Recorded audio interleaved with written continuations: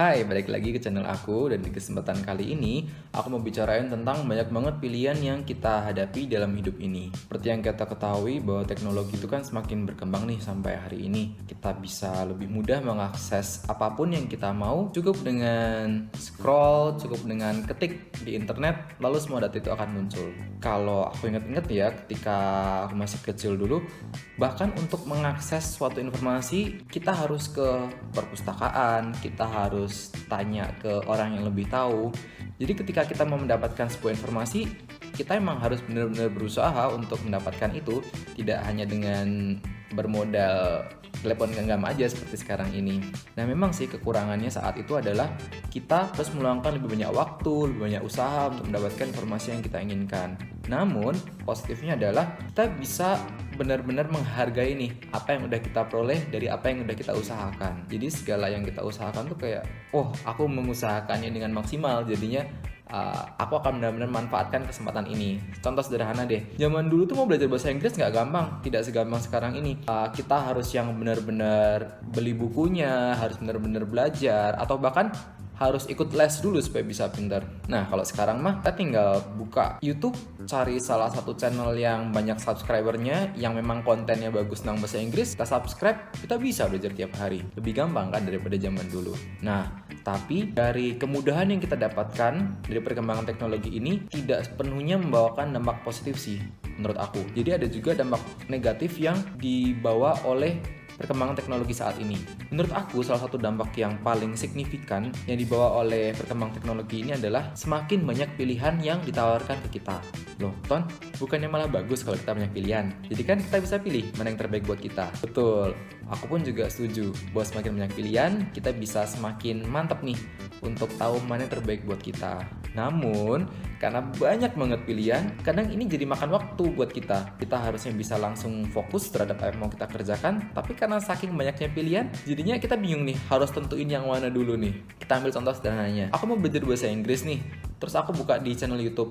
Ternyata yang menawarkan pelajaran bahasa Inggris di channel mereka tuh banyak banget, dan kita kan nggak tahu nih mana yang terbagus buat kita nih. Kalau misal kita tipikal yang random langsung ambil sih nggak masalah, tapi kalau kita tipikal yang selektif kayak yang awal tadi aku bilang pengen yang terbaik nih, berarti kan kita harus browsing satu-satu dulu supaya tahu mana yang terbaik buat kita.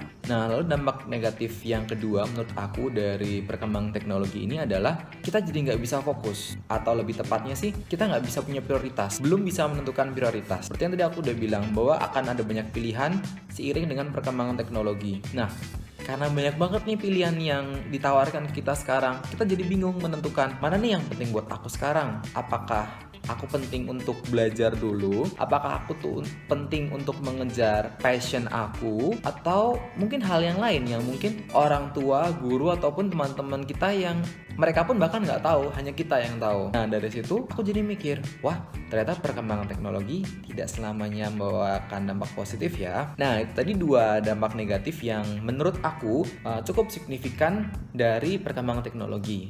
Namun juga tidak bisa kita pungkiri bahwa ada banyak hal positif yang dibawa oleh perkembangan teknologi. Yang pertama, seperti yang aku bilang, akses informasi jadi lebih cepat. Kita butuh informasi apa-apa, bisa langsung browsing aja, bisa langsung ketik di salah satu mesin pencari, lalu data yang kita butuhkan akan muncul di layar kita. Jadi lebih hemat waktu, lebih hemat usaha, lebih hemat tenaga. Lalu yang kedua, kita jadi lebih kreatif sih menurut aku.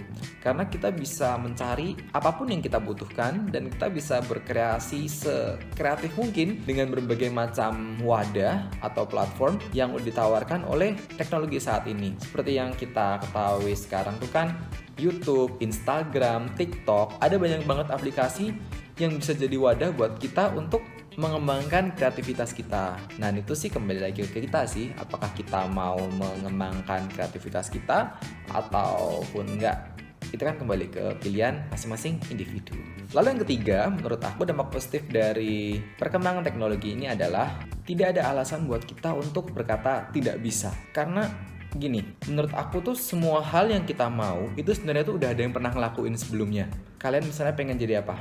Pengen pinter matematika? Udah ada channel YouTube yang jago matematika kayak Jerome Pauline. Kalau kalian pengen jago game, ada channelnya Just No Limit. Atau kalau kalian pengen belajar, ya belajar apapun itu, sebenarnya tuh udah banyak banget orang yang berhasil dan mereka sudah buat channel di YouTube. Nggak solo YouTube sih, TikTok, Instagram, banyak banget platformnya. Tapi tuh yang kayak tadi aku bilang, ada banyak banget orang yang udah berhasil dan impian-impian kita tuh sebenarnya udah pernah dilakuin oleh orang-orang itu. Nah, kuncinya sekarang adalah gimana kita bisa belajar dari mereka, belajar tidak hanya tentang keberhasilannya, tapi juga kegagalannya juga, supaya kita bisa menghindari kegagalan yang pernah dialami oleh orang-orang itu. Well, aku berharap dari apa yang udah aku bagikan di video ini bisa memberikan sebuah pandangan baru untuk kalian bahwa dengan perkembangan teknologi ini, walaupun memang membawa beberapa dampak negatif seperti yang aku sebutkan tadi, seperti banyaknya pilihan, kita nggak bisa menentukan prioritas, tapi tetap ada aja hal positif yang bisa kita rasakan, yaitu akses informasi jadi lebih gampang, lalu semua data yang kita butuhkan akan tersedia. Jadi